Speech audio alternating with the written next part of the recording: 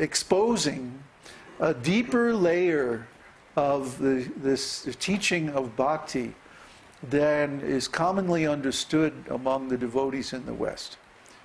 In the English language, very few people understand this. Even in India, very, very few people understand this. They're mostly on the level of Vaidhi Bhakti. You practice all these rules and regulations, and you go to Vaikuntha. That's nice. Okay, next. You want to go to Vaikuntha? I'll teach you all those rules and regulations, no problem. But that's not what we're really doing here.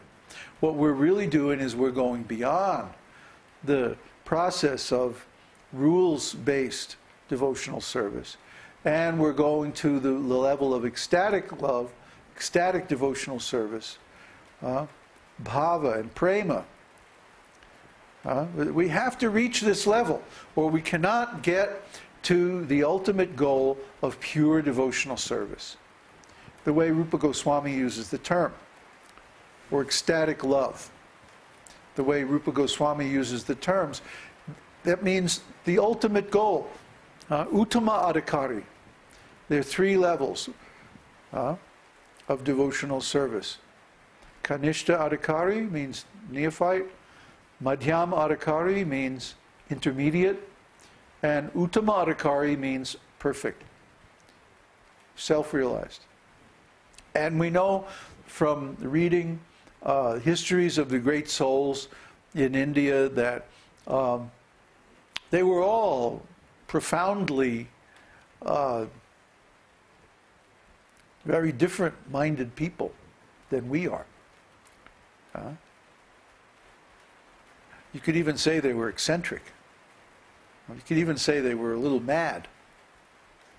By materialistic standards, they are mad. Because they're going after something that is only subjective and only made of pure consciousness. I mean, what is love?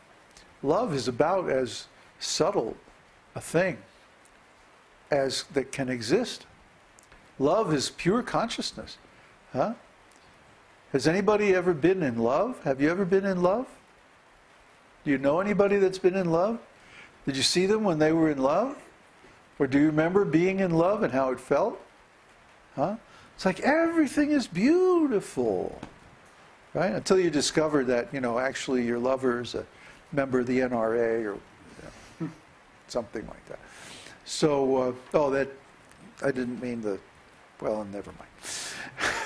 In the U.S., the NRA is the National Rifle Association. That's right. Oh, okay. So, he's Irish. So, or his body is anyway. The point is that you can be in love in the material world, but you always come crashing down again. It's like you can take some drug and you can get really high, and you can feel like, yeah, everything's great, and then you come down. But with devotional service, everything that you gain is eternal. You see? So once you attain it, you never come down. You never come down. You can bring your consciousness down to the level where you can talk to people on other platforms of consciousness. But you yourself don't have to come down from that level. It's kind of a mental trick. If I was to manifest the way I really feel about all this stuff, I wouldn't be able to explain all this so rationally. But, that's sahajya, you see? Because it's not appropriate to manifest all these ecstatic symptoms in public. And if somebody does that, that means they're just searching after cheap name and fame, and they're just an imitator, and don't pay them much attention, because it's not the real thing.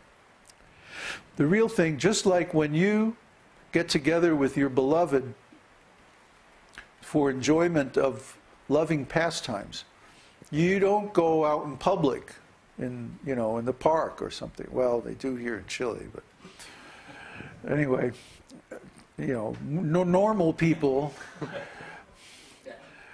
tasteful people, they don't inflict their intimate pastimes on others. nor do they expose them to others, because it's really nobody else's business. It's between you and your beloved.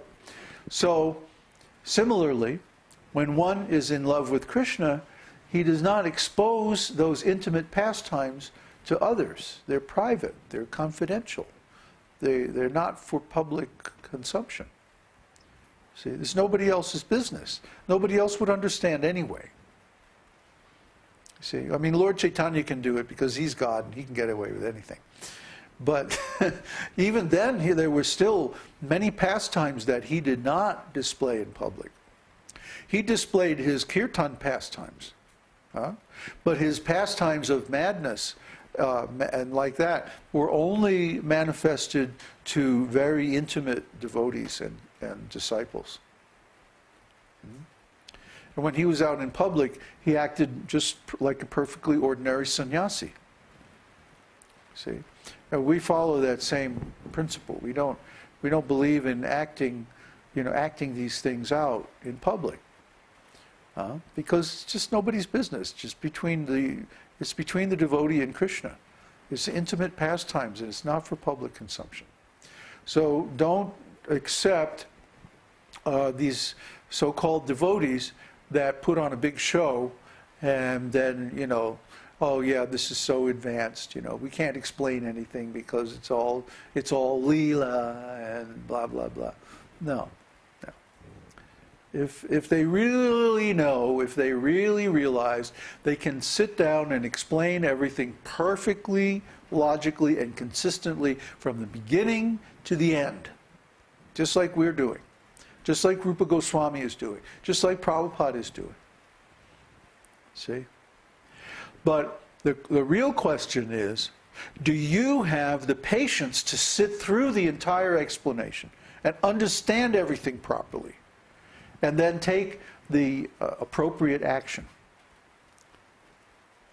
Let me explain what I mean by appropriate action. Suppose I were to tell you, let's say I'm a friend of your father. I'm your father's best buddy.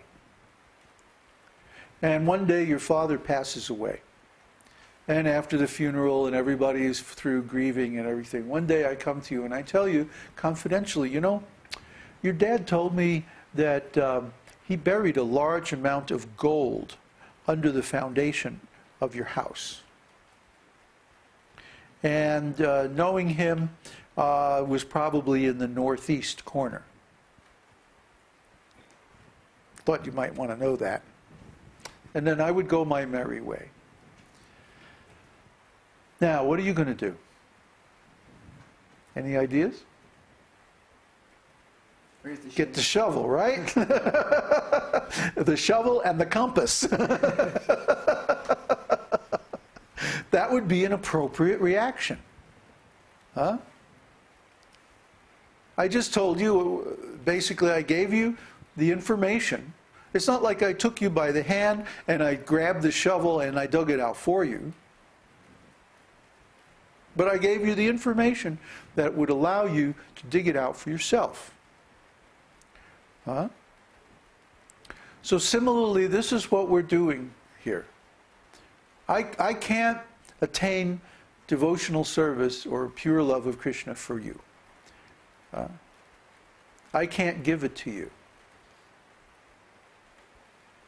It's Krishna's role to give it because it belongs to him. It's under his power. He only gives it to people that he really trusts and who he's very satisfied with. Okay? So what we're doing is we're giving the instructions. We're saying there's a great fortune, a great treasure, and it's buried in your heart.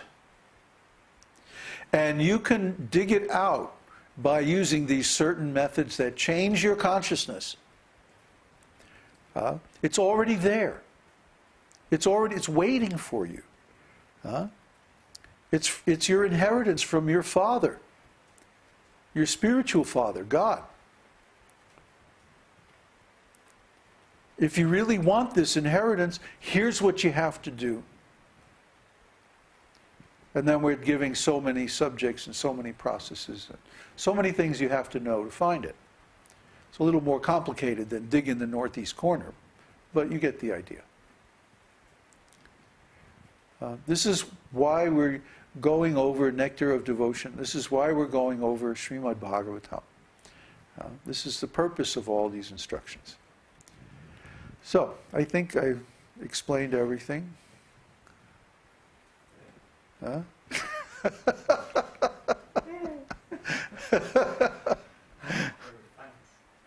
So, are there any questions? What time is it? 8:30. See? I know exactly 2 hours.